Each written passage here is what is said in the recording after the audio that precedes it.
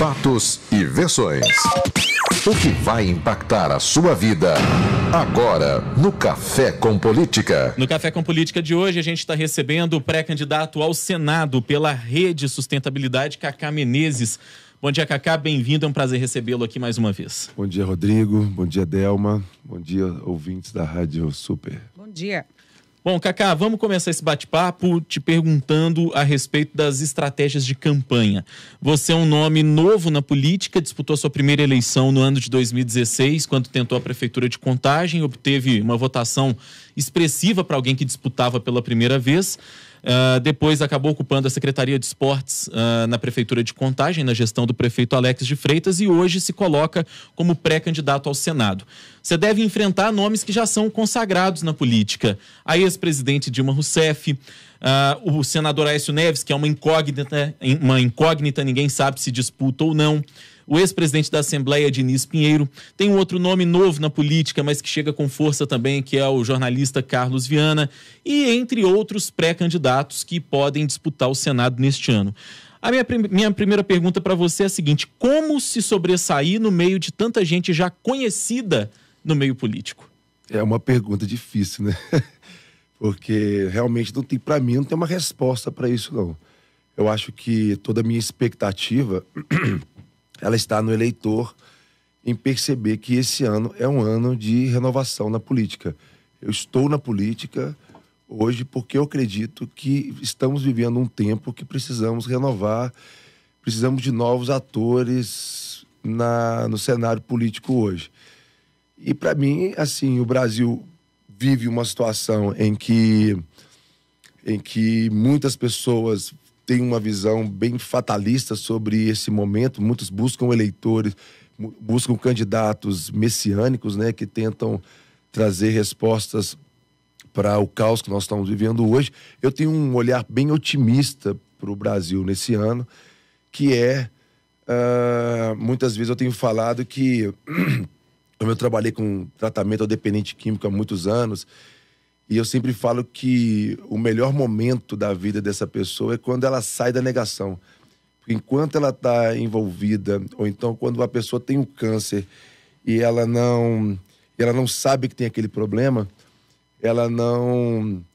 Como é que eu posso falar? Ela não reage, ela não trata aquele problema. Uma vez que ela identifica que tem um problema, ela começa a tratar. Para mim, o Brasil está no momento de enfrentar o seu problema, só que as mesmas pessoas que criaram o problema não são as mesmas pessoas que vão resolver o problema. Então eu acredito muito no eleitor que vai pesquisar, vai buscar.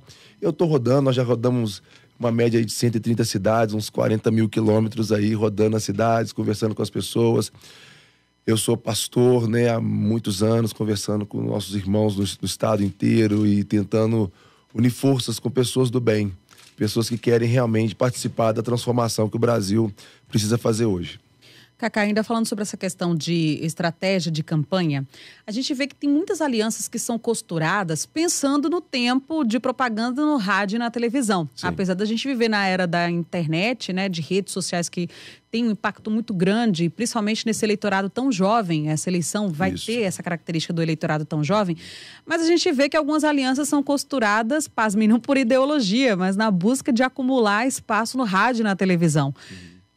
Qual tem sido o critério da rede para fechar esses acordos? Porque o partido é um dos que vai ter menos tempo, né, no rádio e na televisão. Então, eu, além de ser o candidato ao Senado, eu sou o porta-voz nacional da rede, né? E a gente tem conversado muito nacionalmente com os porta-vozes de todo o Brasil e principalmente com os porta-vozes nacionais sobre essa questão das alianças. A rede não abre mão das alianças programáticas. Nós não vamos trabalhar na ideia de criar uma aliança por tempo de televisão ou por tempo na rádio ou qualquer que for a vantagem que possa vir a ter. Porque senão não vai adiantar a gente colocar nomes novos, a gente realmente nos propor a fazer uma nova política e sujeitarmos à velha forma de se fazer as coisas. Então eu penso que é alianças programáticas. Nós estamos rodando o estado de Minas Gerais inteiro, debatendo, criamos uma estratégia chamada Eixo 18. Nós dividimos o estado, as 36 bacias hidrográficas, em 18 regiões. Nós estamos, por região, debatendo a vocação de cada região, entendendo a necessidade de cada região do estado de Minas Gerais, que é um estado enorme, né? E criando um programa de governo. As alianças serão feitas fundamentadas não em tempo de televisão, mas no programa de governo. Nós queremos apresentar um programa de governo para Minas Gerais e as alianças serão feitas de uma forma programática. Isso a gente não vai negociar esse princípio, porque nós acreditamos que a gente precisa fazer isso nesse momento. É um dever, apresentar. Eu falo que não dá adianta você ter um remendo novo pro pano velho. Ou tem que ter pano novo, tem que ter coisa nova. E a gente acredita nisso. E acreditamos que a internet será, sim, uma grande aliada nesse ano de eleição. Existem estatísticas aí que mostram o enfraquecimento da televisão e o crescimento das redes sociais. Nós estamos apostando que as redes sociais darão para a gente, assim, pelo menos um acesso importante ao eleitor. Cacá, de tempo em tempo a gente vê algumas pessoas no cenário político criticando até mesmo a existência do Senado Federal. Eu já vi muita gente falando que o Senado sequer deveria existir, que seria uma peça acessória no processo democrático brasileiro. Primeiro, eu te pergunto a sua opinião a respeito disso. E segundo, se conseguir se eleger, qual seria a sua prioridade? Qual seria a sua ação número 1 como senador? Então, obrigado pela pergunta, Rodrigo. Então, realmente, a existência ou inexistência do Senado eu vou descobrir quando eu estiver lá. Sinceramente, eu penso que faz parte da estrutura de governo hoje, né? De tudo que o Brasil existe como ferramentas importantes para tanto o legislativo como parte do executivo, que diz que o Senado ele é o legislativo do executivo e o executivo do legislativo. É essa casa revisora. Eu acredito que ele tem um papel fundamental em todo esse cenário. Sinceramente, eu acho que toda a estrutura ela tem que ser revista, sim, né? Existe talvez um excesso aí em algumas questões. Sinceramente, eu penso que é algo importante, que precisa ser, nos próximos anos, dentro de uma proposta que a nação possa vir a fazer no futuro, pode melhorar muito essa estrutura em relação ao Senado. Em relação à minha proposta número 1, eu acredito que nós vivemos um momento em que o Brasil enfrenta talvez um dos seus maiores problemas da história. De 2015 para cá, nós alcançamos o ápice da juventude da nação brasileira. Então, no crescimento demográfico da nação brasileira, nós estamos no melhor momento do Brasil quando se diz a questão da matéria-prima, que é a juventude, nós temos uma juventude enorme na nossa nação e temos também um momento do maior genocídio da história do Brasil. São 60 mil homicídios por ano, 80% desses homicídios acontecem nas comunidades carentes em toda a nação brasileira. Eu tenho trabalhado e firmado a minha participação na política com um objetivo. Eu gosto muito da frase do Martin Luther King, que ele fala: se você não descobre uma causa pela qual você está disposto a morrer, você não está pronto para viver. A minha causa, o meu objetivo é trabalhar com o combate na disputa pela nossa juventude no Brasil inteiro. Eu acredito que nós podemos combater, nós podemos vencer esse mal que é a morte precoce do jovem nas comunidades, principalmente negros, nas comunidades carentes de todo o Brasil, devido ao uso abusivo das drogas, da violência. A violência é a pauta número 1 do Brasil hoje, até mais falada do que a própria corrupção. E eu acredito muito que nós podemos vencer o problema da violência na nação brasileira, fundamentando em programas que realmente humaniza, inclui o jovem nas periferias e traz realmente uma resposta através do esporte, da educação, da cultura, de um programa horizontalizado em 9 ministérios, enfim. Eu acredito muito nisso, essa é a minha pauta número 1, Rodrigo. Essa é a minha vida. Nos últimos 20 anos eu lutei por isso e eu vejo que a política é uma forma de dar escala a essa questão. Então é por isso que eu hoje sou um candidato ao Senado, é por isso que hoje eu estou na política, eu me expus à política por essa causa. E eu acho que tem valido muito a pena, eu tenho visto que realmente, através da política, você consegue fazer um diálogo de uma forma mais integral geral no cenário nacional e até no estado de Minas Gerais. Mas essa questão de programas, por exemplo, voltados para essa questão do esporte, como forma de inclusão e tal, isso já se fala há muito tempo e já é uma coisa, inclusive, utilizada em alguns governos ou por alguns candidatos. Então, o que você faria de diferente? Qual que é o diferencial da sua proposta? Não tem diferencial nenhum, não. É essa mesmo. Porque se funcionasse, eu não estaria aqui. Eu estou aqui justamente porque não está funcionando nada. Talvez tenha alguns que usam essa pauta, então tem que melhorar mais ainda. Então, o que falta para funcionar? Vontade política? Eu acho que paixão e causa de verdade. Não pode ser apenas uma bandeira de um político. Isso tem que ser reflexo de uma vida. E 20 anos eu luto contra isso. Eu realmente dediquei minha vida a isso. Então, a questão da segurança no Brasil hoje... E eu não tenho trabalho só em Minas Gerais, eu rodei a nação inteira. Eu tenho trabalho em 40 cidades, quase em todos os estados do Brasil. Eu realmente conheço o problema da violência no estado de Minas Gerais e em toda a nação brasileira. Eu penso que precisamos, de fato, executar. E se existem, como existem políticas públicas, até mesmo muito bem elaboradas, o nível de execução delas, ela é muito baixo. Tanto que nós estamos vivendo hoje um verdadeiro genocídio. São 300 assassinatos a cada 2 dias no Brasil. É um avião caindo a cada dia na nação. E a indiferença que se trata esse assunto é absurda, porque apenas 0,5% é investigado. Então, tipo assim, isso é uma indiferença total à morte precoce dos jovens nas periferias em todo o Brasil. Então, e também a questão das unidades prisionais.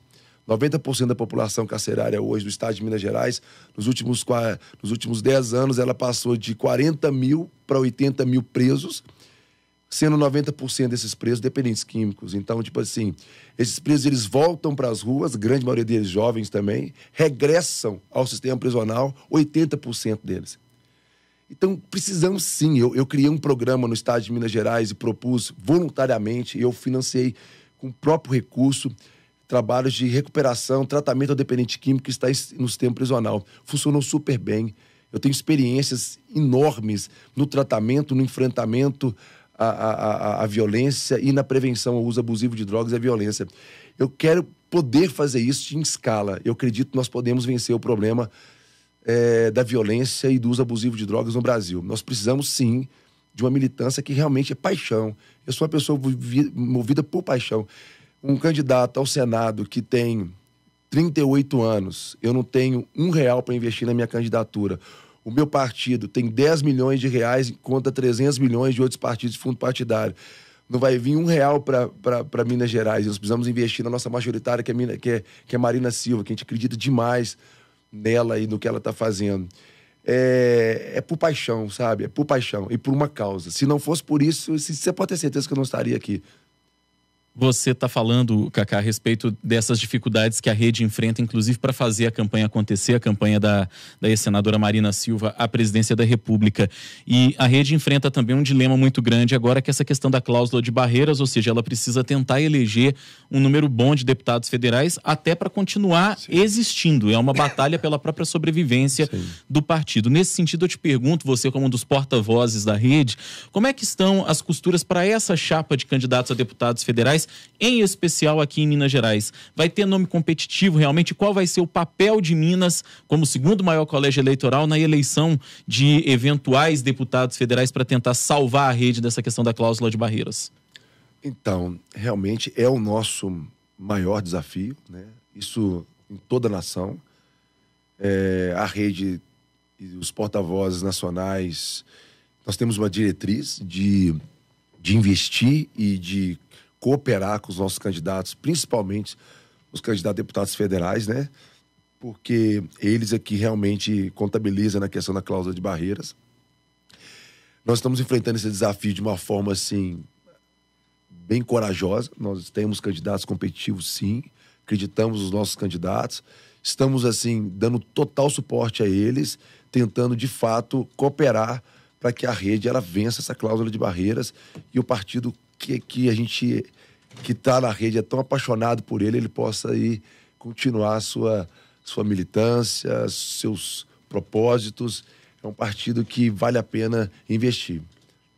Cacá, que partidos já fecharam aliança com a rede? Eu tenho visto que lá em Brasília, por exemplo, o PROS está se aproximando bastante, né? E aqui em Minas? A gente está aguardando, né, também alguns avanços das alianças nacionalmente falando. Temos conversado com todos os partidos, eu acho que somos abertos ao diálogo com todo mundo.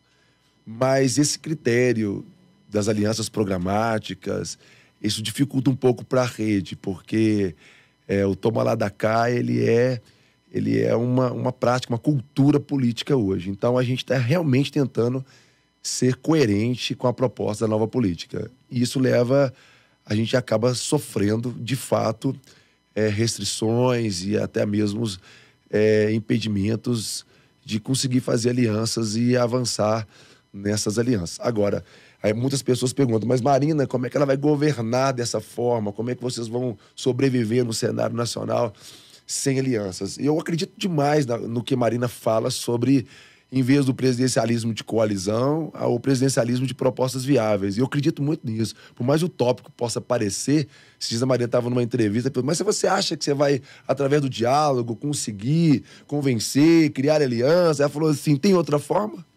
A pessoa falou assim, não, então vai ser assim mesmo, porque a outra forma é o toma lá da cá, que nós já estamos cansados de ver, a outra forma é essa forma dos projetos de poder e dos interesses de cada partido, de cada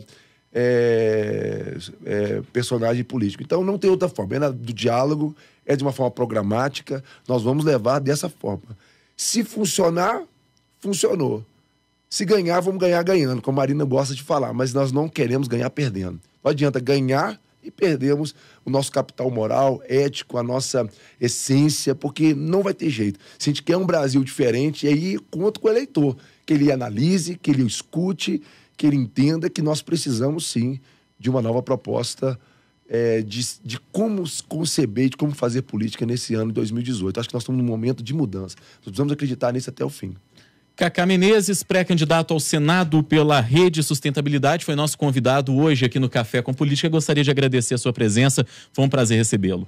Rodrigo, um prazer todo meu. Obrigado pelo convite. Obrigado, Delma. É uma alegria estar aqui com vocês. É uma alegria mesmo.